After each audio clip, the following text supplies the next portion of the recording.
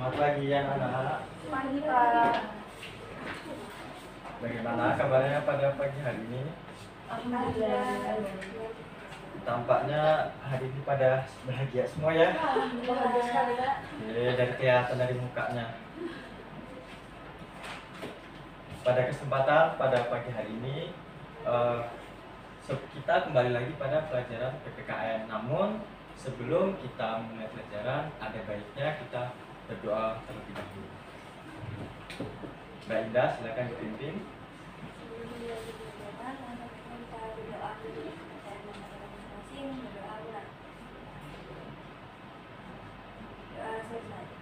Baik, terima kasih. Selanjutnya Bapak harap kalian semua berdiri. Karena kita pelajaran PPKN, kita kan anak kenegaraan, kita cinta tanah air. Jadi Bapak ingin kalian nyanyikan lagu Garuda Pancasila. 1, 2, 3. Garuda Pancasila, akulah pendukungmu, patriot proklamasi, sedia berkorban untukmu. Pancasila dasar negara, rakyat adil makmur sentosa, bagi bangsaku. Ayo maju, ayo maju, maju, ayo maju, maju. Silakan duduk anak. Bagaimana? Sudah merasa semangat nggak? Sudah kayak merasa rasa nasionalisme bertambah nggak? Itulah Bapak harap setiap kalian masuk kita menyanyikan lagu wajib nasional agar apa? Rasa cinta tanah air kalian tumbuh. Bisa dipahami? Bisa. Bapak absen satu-satu ya. Siapa yang nggak berangkat hari ini? Oke. Jari kemana? Nggak kelihatan. Pilek. Oke. Ingat ya anak-anak ya. Sekarang ini cuacanya berubah-ubah. Jadi kalian jaga kesehatan. Jangan minum es sembarangan. Oke. Bu Indah. Israfia. Hadir Pak. Dina. Hadir Pak. Ulfa. Oke. Semua ya. Masih ingat nggak materi minggu lalu apa? Bela negara. Oke, bela negara. Sudah paham materi yang minggu lalu? Karena kita minggu depan sudah puas ya anak-anak ya. Jadi Bapak mepetkan saja ini materinya. Sekarang kita ganti materi. Bisa dibaca apa yang akan kita pelajari pada pagi hari ini? Peran daerah dalam kerangka negara kesatuan Republik Indonesia. Oke, peran daerah dalam kerangka negara kesatuan Republik Indonesia. Sebelum jauh kita membahas materi kali ini, Bapak mau tanya satu-satu. Mbak Ulfa, asalnya Mbak Ulfa dari daerah mana?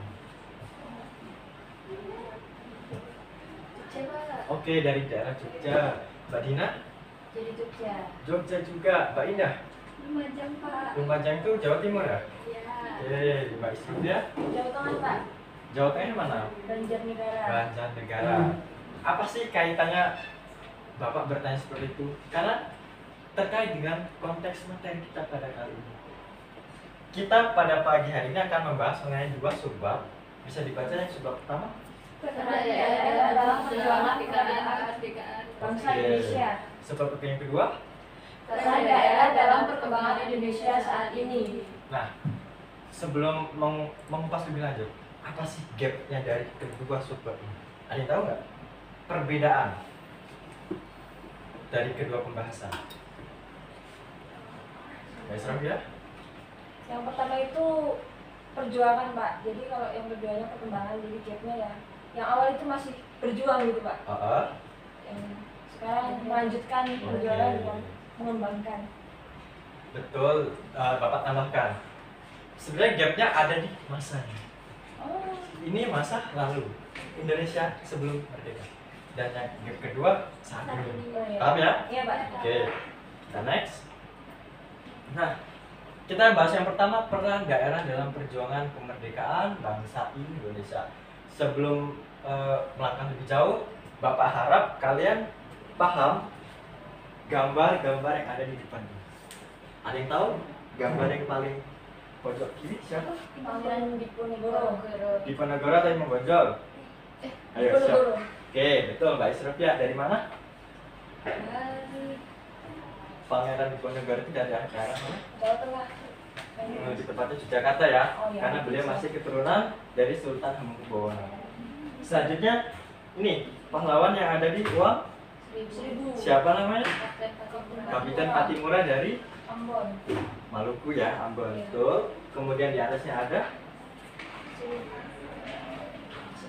Teuku Umar dari Aceh. Beliau merupakan suami dari pahlawan nasional yang lain, yaitu Cut Nyak. Yang terakhir ada Pangeran Antasari dari Kalimantan Selatan.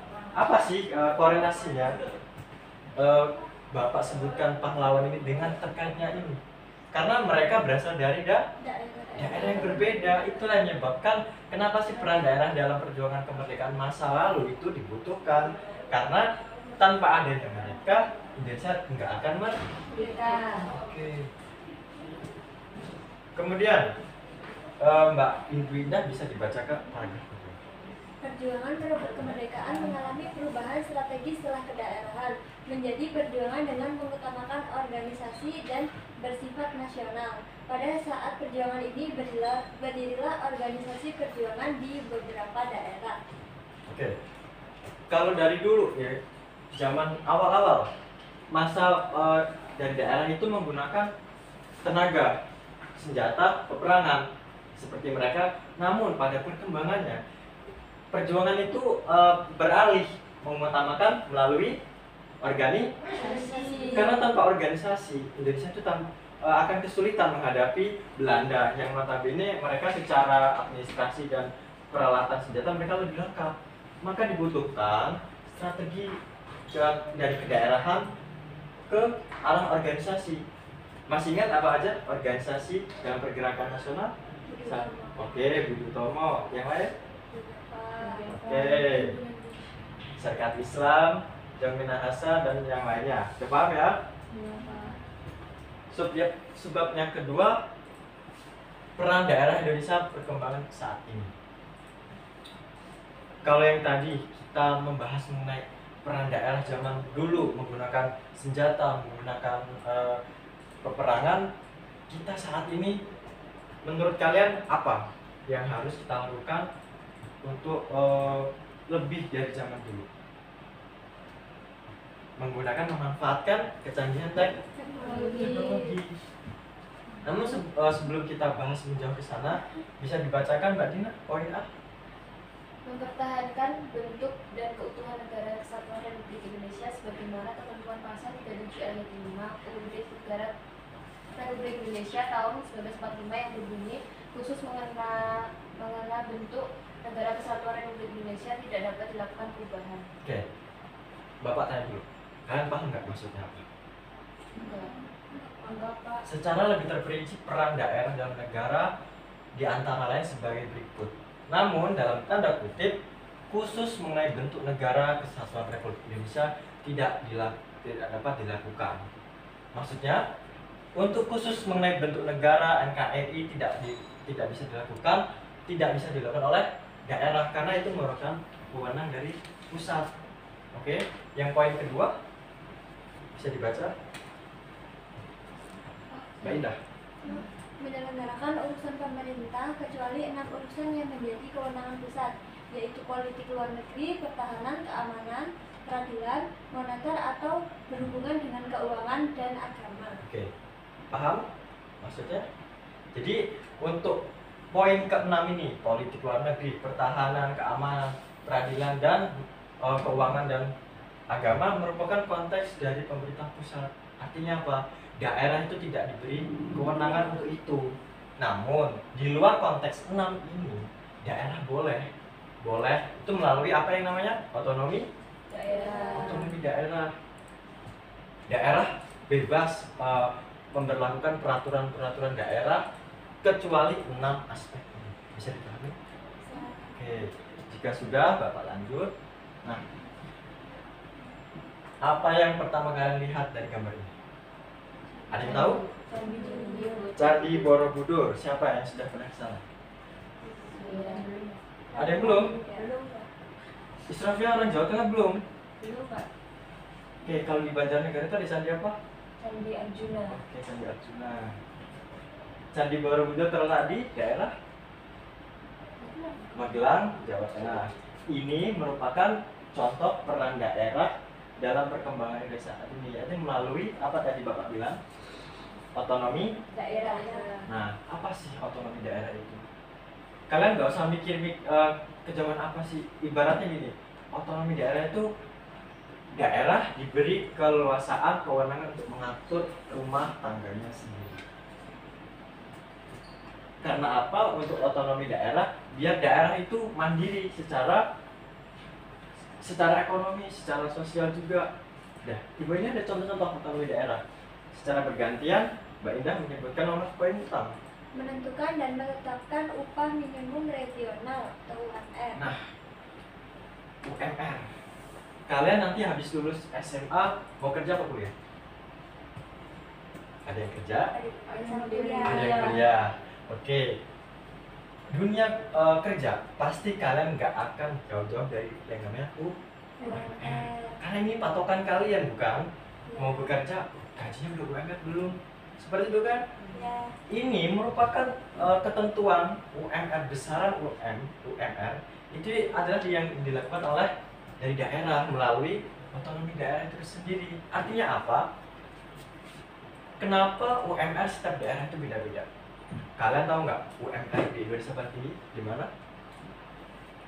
Karawang, Jawa Barat 5,3 juta. Paling rendah termasuk daerah istimewa Yogyakarta masuk hanya 2,1. Itulah contoh mengapa satu daerah yang lain itu UMR-nya beda, anak-anak. Kalian harus perlu tahu karena dalam perancangan peraturannya mereka itu akan menitik beratkan berapa inflasi daerah tersebut, berapa pendapatannya, sehingga bisa diukur kenapa daerah Jogja sama daerah Jawa Barat kok beda UMR-nya. Bisa dipahami ya? Oke, bagian kedua, Mbak Sylvia. Mengelola sendiri anggaran pendapatan dan belanja daerah atau APBD. Oke, daerah itu mempunyai anggaran ya, anak-anak. Kalau negara kan mempunyai namanya APBN, anggaran pendapatan belanja negara. Daerah itu juga punya. Dia mempunyai kuasa untuk mengatur sumber daya yang didapat dari daerah tersebut. Kayak contoh, daerah Jogja ini terkenal apa? Pertambangannya atau pariwisatanya? Nah, dari pariwisata, jadi kayak pendapatan daerah utama Jogja adalah pariwisata. Kita bisa melihat wisata alam, wisata yang di perkotaan Jogja lengkap kan? Cuma minusnya Jogja tidak punya sumber daya alam seperti kayak batu bara, emas yang ada di Kalimantan, ya Kak? Nah, seperti itu. Poin ketiga, memberlakukan retribusi daerah. Tahu nggak apa itu retribusi daerah? Sederhananya, retribusi itu pungutan resmi dari daerah, bukan pajak ya. Pungutan resmi dari daerah. Kayak umpama ada pembukaan investasi lahan, itu daerah wajib bisa melakukan retribusi atau pungutan resmi untuk yang mau buka investasi daerah tersebut. Yang keempat, pemberlakuan pajak daerah. Kira-kira kalian sudah pernah bayar pajak? Ibu yang Oh, pasti orang tua kan? Pajak apa? Motor. Ya kalian kenal pajak motor ya? Sebenarnya pajak itu banyak sekali jenisnya. Pajak bangunan, pajak hak guna, pajak orang membuka usaha juga ada pajaknya, ya nggak? Ya Pak. Nah, nomor poin 5, Mbak Ulfa. mengembangkan dan memantau perkembangan daerah sendiri mulai dari infrastruktur, wisata, prasarana, dan pendidikan. Oke, ini yang poin yang sekiranya kalian paling paham. Daerah itu diberi kewenangan untuk mengatur dari infrastrukturnya, wisatanya, prasarannya, bahkan pendidikan. Jadi kenapa sih kok suatu daerah A, B, C itu kayak infrastruktur wisatanya kok beda-beda? Seperti kemarin yang viral di daerah Bapak sendiri, di mana? Di Lampung. Kenapa jalannya rusak, viral seperti itu? Karena daerah Lampung itu sendiri mengalokasikan anggaran bukan concern ke sini. Jadi kayak kenapa beda dengan daerah Jawa yang fasilitas sudah bagus, karena memang dari perencanaan anggarannya APBD itu lebih bagus yang di Jawa, Bapak rasa seperti itu. Dari ke 5 poin ini ada yang belum paham? Sudah ya, Bapak harap kalian sudah paham. Nah, di sini Bapak mempunyai apa? Kan namanya apa? Peta apa? Indonesia. Peta negara Indonesia. Indonesia sendiri ada berapa banyak pulau? 18.000 pulau. Nah, Bapak memegang satu secara bergilir. Dung Indah, Pulau Sumatera itu yang mana? Yang ini Ini tuh warna apa? biru muda ya ini. Oke, yang biru muda. Selanjutnya Mbak Ulfa, Pulau Sulawesi itu yang mana sih? Karena kita sebagai generasi muda tuh harus tahu ya, kayak geografi Indonesia itu sendiri. Oke, biru tua. Mbak Dina, Pulau Jawa yang kita tempati saat ini. Kuning. Oke, yang penting jangan ada di sungai ya. Oke, selanjutnya Mbak Israfia. Papua itu yang mana? Pak. Oke, ungu. Kalian tahu nggak kenapa Bapak kasih warna yang berbeda di setiap pulau? Gimana Mbak Ida? Biar ada perbedaan. Biar ada perbedaan. Sebenarnya tujuan Bapak adalah untuk mengklasifikasikan setiap pulau itu bahwasanya potensi daerah per pulau itu beda-beda. Bapak mau ngetes pengetahuan kalian. Di Pulau Sumatera sendiri, yang kata Mbak Ida yang warna biru muda, seingat kalian sudah kelas 3 SMA loh ya, harus tahu pengetahuan kayak gini. Dari Pulau Sumatera apa sih potensi yang bisa dikembangkan daerah untuk kemajuan Indonesia saat ini? Dari sektor pariwisata deh, apa yang paling terkenal? Laut. Oh boleh, tambah dari provinsi Bapak ya. Ada danau Toba. itu merupakan apa ya, peran daerah memajukan untuk kemajuan Indonesia juga. Ada Danau Toba, kemudian ada yang di Palembang, pempek ingatnya. Aduh, siap-siap lapar ya. Inilah resiko jika belajar PPKN di letakkan jam siang, betul nggak? Iya.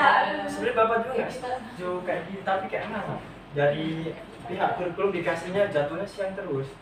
Jadi pikiran kalian udah ke makanan, sudah lapar ya? Iya. Oke. Selanjutnya yang warna orange, yang atas adalah Pulau Kalimantan. Kalimantan. Apa sih pikiran kalian yang pertama ingat dari Pulau Kalimantan? Hutan. Mbak Israfia, Apa ya, Pak? ya, kamu ingat apa sih dari Kalimantan? Orang hutan? Ular? Dari sumber daya alam? Sumber daya alam kelapa sawit. Iya. Oke, Pulau Kalimantan itu penghasil kelapa sawit terbesar di Indonesia, penghasil batu bara terbesar di Indonesia. Selanjutnya yang ungu, Pulau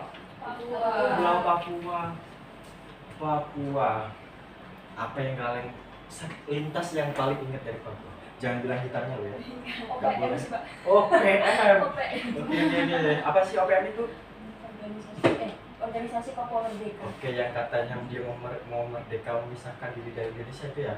Iya, Pak. Oke. Tahu nggak SDA apa yang terkandung dalam Pulau Papua yang paling terkenal? Brilian. Kalian tahu tambang Freeport? Ya. Oke, itu ada tambang emas terbesar di dunia ya. Namun sayangnya dikelola oleh luar negeri. Jadi kita tidak bisa menikmati kekayaan yang sesungguhnya. Kalian dari Bapak bicarakan dari awal sampai sekarang, kalian setidaknya bisa apa ya, mengeksplorasi, terus kemudian mendeskripsikan bagaimana perjuangan dari Indonesia zaman dulu ke sekarang itu sangat berbeda. Kalau zaman dulu harus perang baru menang, zaman sekarang bagaimana kita memanfaatkan teknologi, mengkolaborasikan ekonomi agar Indonesia itu bisa maju lagi. Karena kalian tuh sebagai generasi muda ya, anak-anak.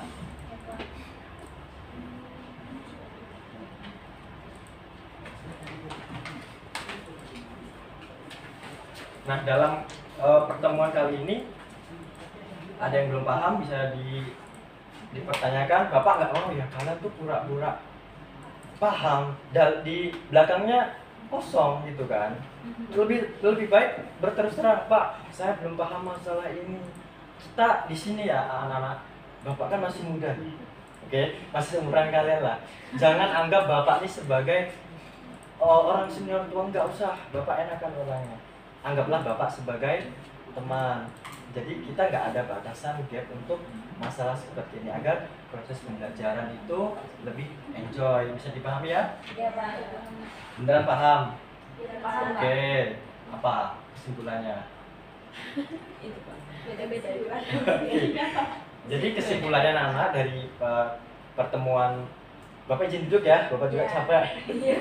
Jadi kesimpulannya anak-anak dari pertemuan kali ini, masa Indonesia, peran daerah Indonesia itu dibagi dua. Yang pertama dalam periode masa lalu atau masa lampau dan masa sekarang. Dan dalam bentuk perjuangan daerahnya itu berbeda. Kalau zaman dulu menggunakan senjata, perlawanan. Kalau sekarang lebih ke teknologi dan ekonomi.